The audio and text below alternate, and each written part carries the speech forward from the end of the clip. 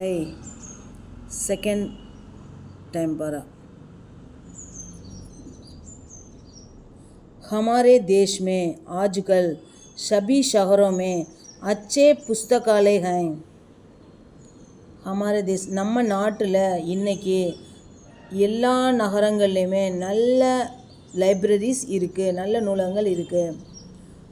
पुस्तकालयों में पूर्ण शांति का राज्य रखता है। புத்தக ஆலயத்தில் லைப்ரரியில் பூர்ண சாந்தி, பூரணமான சாந்தி அமைதியாக இருக்குது। राज्य रखता है। इस कारण वहाँ किसी के अध्ययन में विघ्न नहीं पड़ता।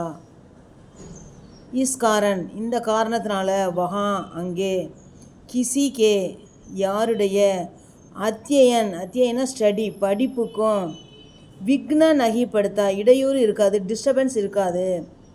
पुस्तकालय का सदस्य बनकर वहाँ से पुस्तकें अपने घर पर भी ले जा सकते हैं।